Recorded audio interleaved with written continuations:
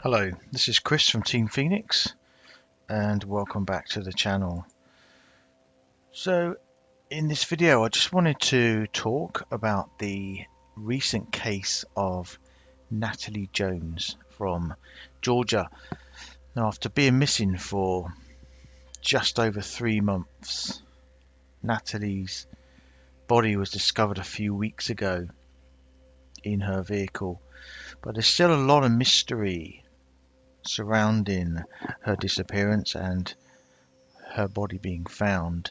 So this is her story and the details of the ongoing investigation. So we know that Natalie was 27 years old. She was from a place called Corinth, which is a small community in Heard County, and that is on the central west side of the state of Georgia. It's close to the border of Alabama. Natalie lived there with her mother and her 2 young sons, aged 4 and 11. And she was so proud of her boys that she had tattoos of their names, one on her left wrist, one on her right wrist. And she had a baby footprint on her right foot. Natalie's mother said that she was a beautiful girl and had a smile that could light up the world. She loved posting pictures on social media, and sometimes she would even upload videos talking about her life and about her struggles in life. We know that Natalie had previously been married, and in 2016 her husband and father of one of her children filed for divorce. The case was dismissed by both parties by early January of 2017, but 9 months later, Natalie herself filed for divorce against him, and that ended in a decree in March of 2019.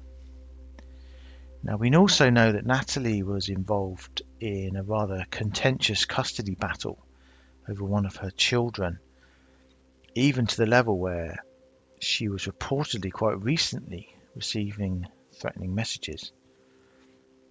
On top of this, she had also been involved in a couple of relationships with what can only be described as very questionable characters.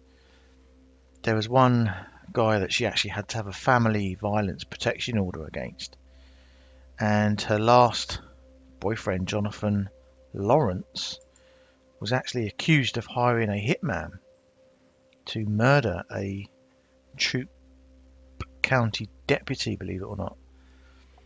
And he's also been arrested earlier this year on drug charges. And friends of Natalie's are actually pushing for a grand jury to investigate Jonathan Lawrence, who is currently behind bars for putting out that hit on the deputy. And they've actually put together a petition to have Jonathan Lawrence investigated regarding his potential role in the disappearance stroke presumed abduction of Natalie Jones, which ultimately led to her death. Jonathan was not behind bars when Natalie disappeared, although he is now. He wasn't at that time. And we'll take a look at that petition at the end of this video. So the story of Natalie's disappearance really starts on the 4th of July, Independence Day, of course. It was a Saturday, and that evening Natalie met up with friends in the neighbouring state in Alabama, and she drove to a friend's house, and this was right on Lake Martin and a place called Jackson's Gap, right on the lake house. And she was said to have left that party by people that were there. She was said to leave at some time between 11:30 p.m. and midnight. She left, and as far as her friends knew, she was driving home. They didn't know exactly where where else she'd be headed after the party. Her friends actually offered her to stay over the night, but Natalie insisted that she had something that she needed to do the following morning and she needed to get home. Now at about 12:52 a.m, so just over an hour after Natalie left, we're now into the Sunday morning, July 5th, a friend who was still at the party received a text from Natalie saying simply, "I made it, thanks." Of course, the friend naturally assumed that meant Natalie had made it safely home, as none of them knew exactly where else she would be headed, and it was about the time that it would have taken her to make it home. Now, the only problem is that she never made it home. She never made it through her own front door. Now, before I go on, you just need to know that Natalie had a very distinctive colour vehicle. Her vehicle was pink. Pink was her favourite colour, and she had a Chevrolet Cavalier, which was red, and she painted it herself. She painted it a very bright pink colour with a blue stripe running down both sides. Very distinctive. And for 3 months since Natalie disappeared in July, law enforcement, friends and family searched high and low for any sign of Natalie or her pink car, but there was nothing for 3 months. Her bank accounts, the social media accounts, lay completely dormant and unused. And the last ping that law enforcement could determine from her iPhone was at 5:15 a.m. on that Sunday morning, July the 5th, day after the party. And it's believed that after that text, the phone was switched off. The phone pinged off a tower in a place called Ephesus, which is at the opposite end of Heard County to her home. It's about 25 miles northwest from where she lived, and it was approximated to be about just over 4 miles southeast of the cell tower. But despite concentrated search efforts, including even the Georgia State Patrol helicopters, Natalie or her vehicle could not be found.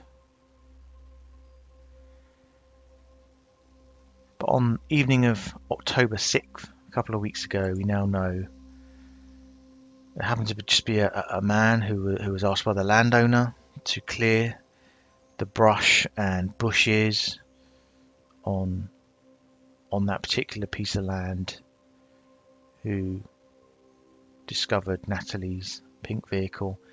Natalie was deceased in the driver's seat, and this was along Brewsterville Road in Roopville in Heard County, and it was at the junction of Welcome Road and Roosterville Road, and I don't know exactly which area it was, but it was one of these areas here just off the road in the bushes. It was about 75 to 100 yards off the road, and in a known small opening in the woods.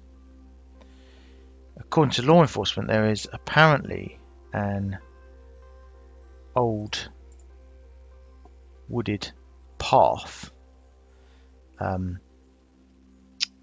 which leads to a small field, and they're saying that in July the area likely wouldn't have been as grown up as it is now after a hot wet summer. There was apparently heavy dense cover, including kudzu, which is a climbing vine that smothers other bushes and trees. And I've just brought up an example here. You can see that the vehicle was left near these bushes, and very quickly it can be covered by this kudzu in particular.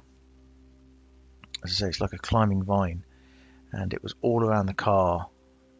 And law enforcement are saying there's no way the car could have been seen from the road.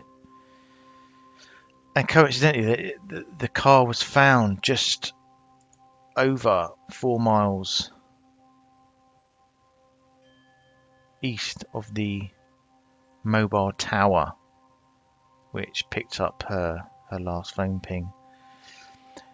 There was no wreck, no sign of wreckage to the car, no sign of damage, and law enforcement believe that the vehicle was driven there. There's no evidence of foul play with regards to how it got there. And they're saying that the growth around the car was kind of 7 to 8 feet tall, bushes grown up through the trees and through the bumper of the car, and it leads police to believe that the vehicle had been there for a long period of time, likely from the day that she went missing. However, there are a lot of people that contest this, including Natalie's mother and family and friends, and some are saying that there's just no way that the vehicle, being such a distinctive colour, wouldn't have been spotted before. And there's reports that the area was searched the day before, the vehicle wasn't spotted. I mean, investigators, family, friends had ridden those roads looking for signs. At one point, they said to have had 10 cars out. Every one of them passed that spot where the vehicle was found and didn't see it. But police are insisting that it was just not visible from the road. They say that if the landowner hadn't been doing some clearing and bush cutting, it would still be there. Of course, all of this has kind of led to a lot of speculation and hysteria that maybe the vehicle was moved there due to maybe the pressures of the recent searches. There was a specialist search team in the area at the time. But like the police said, and you have to take into account, to move a vehicle of that such distinctive colour with a body that was 3 months old. The sheriff said, who in this world would try to move a car that they have hidden for 3 months? If they had moved it, they would have had to have had a helicopter to set it in there and to put bushes around it. And clearly that just was not the case. It's also known that there were several unidentified items that were also recovered from the vehicle. I don't know what they are. They haven't said, but I do wonder if one of those was her phone, given the proximity of the tower being so close. I'll just see if I can just bring up an image here of just how close it was. So as you can see there, that's where the cell tower was, and literally 4 miles to the east was where her vehicle was found. That's where they approximated it, a phone to be. They kind of said southeast, but they did say around about 4.2 miles from that tower. So I do wonder if her phone was indeed one of the items that was found. Now, what they do know from her mobile phone records is that she made a phone call just as she was crossing the Georgia state line on her journey home, and she was also sending texts, but on a texting app, when she was in Heard County and the northern Troup County area. They said the problem with text messages, they don't provide nearly as much information regarding location as what a phone call does. If somebody's talking on the phone while she's travelling, then the phone will switch between towers and antennas, and it will give them a general direction of travel. But with a texting app, it provides minimal activity. But law enforcement are trying to access additional information from her cell phone and from her social media accounts. An autopsy has been done by the Georgia Bureau of Investigation. They've only confirmed Natalie's identity at this time, though. They haven't confirmed time or manner of death. So this is such a tragic story. The family are obviously desperate for answers.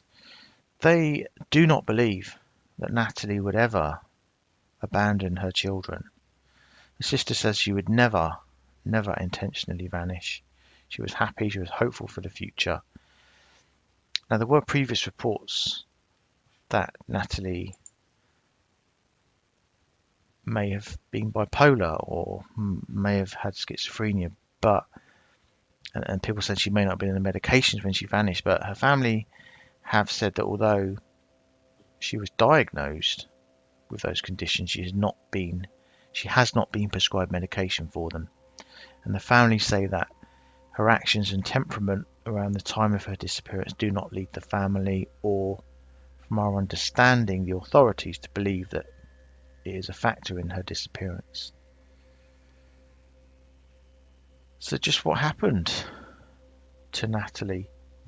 Why did she not drive straight home after the party? Where did she go? And how did she end up? How did her vehicle end up in those bushes by the roadside? I think you can rule out a car accident because the police have confirmed that the vehicle was clearly driven there. There was no sign of damage to the vehicle, and I can only assume that the surrounding bushes weren't in any way damaged. There was no path through the bushes to where the car ended up. So a lot of people now are asking, including the family, could there be somebody else involved? Could there be something nefarious? Somebody she knew, somebody from her past. Now we do know that the ex-boyfriend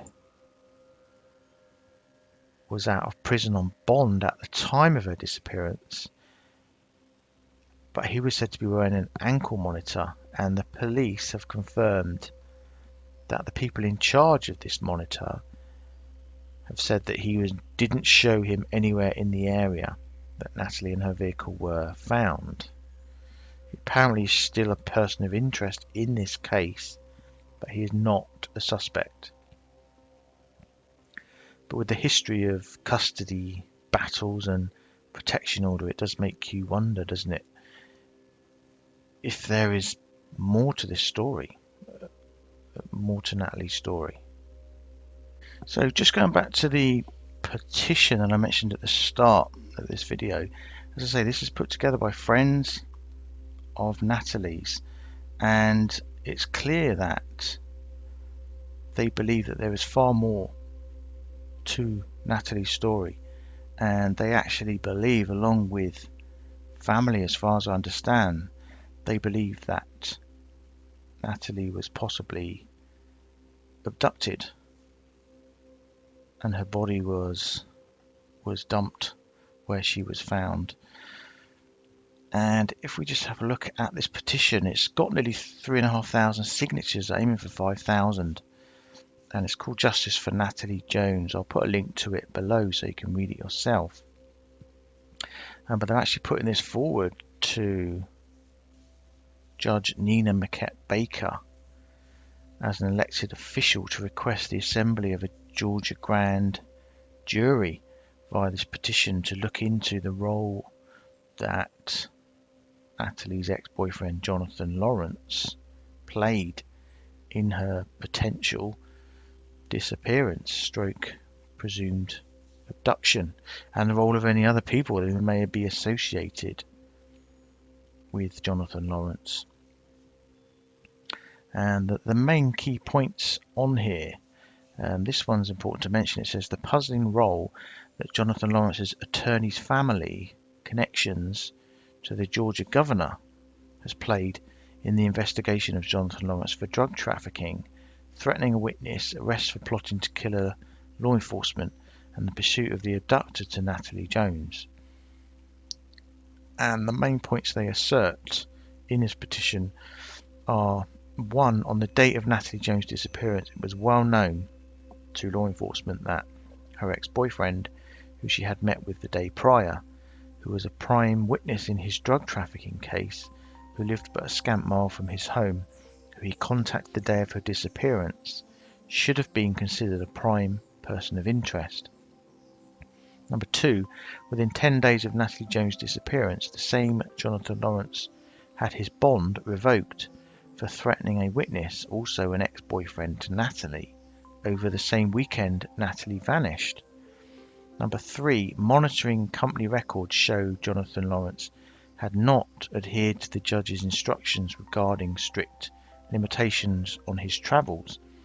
While on court-monitored bond, including odd travels to storage units and a trip 60 plus miles from his home on the day of Natalie's disappearance.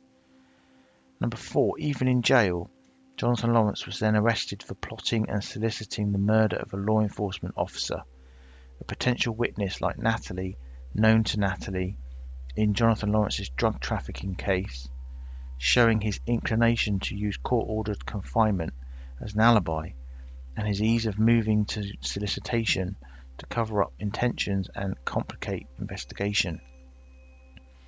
Number 5. Law enforcement, while aware of the above, delayed after Natalie's disappearance to investigate Jonathan Lawrence's role till long after tower phone records were unavailable, video was unavailable, and witnesses to Jonathan's activities on July 4th had dispersed. In addition, phone records that were retrieved were shared with the public in a non-uniform manner, impacting search efforts. Storage buildings have not been searched and key video has not been requested. 6. It is public record that Jonathan Lawrence's attorney's wife is sister to the wife of the governor. And then they're basically, as I say, requesting from the Honourable Judge the grand jury to basically look into anything and everything that this Jonathan Lawrence has been doing, and anyone accompanied with him, anyone he's linked to. So I mean, it's extremely interesting when you read all that. You take all those points into consideration. It certainly raises some serious questions, and this is a very mysterious and still active investigation. Like I say, on one hand, you've got police simply saying, look, this vehicle, there's no way it could have got here, it's been driven there. And on the other hand, you've got this kind of information coming in about the ex-boyfriend and this kind of suspicious behavior, if you like, certainly surrounding the time of Natalie's disappearance. And then you've got the friends and family who want this looked into much further. That certainly feel that there's something a lot more to Natalie's story than what people are being told. So I'd really be interested to hear your thoughts on this, to hear how you feel Natalie's vehicle came to end up where it is. Is this a simple case of Natalie drove there for whatever reason, and that's ultimately how she got there? Or could potentially somebody have abducted her, concealed her in a vehicle, and she's then being placed there? I mean, law enforcement seem to certainly dismiss that pretty much straight away due to the amount of kind of foliage and stuff that was growing up through the vehicle. But it's very strange. But we'll certainly keep an eye on this story, and we'll let you know if anything further develops. And as I say, the autopsy has been done, but as of yet they've only just confirmed Natalie's identity. They haven't confirmed time of death or manner of death or anything like that, so we'll keep an eye out for that. But let's keep a close eye on this one. I think there's certainly a lot more to this story than what we've heard as of yet.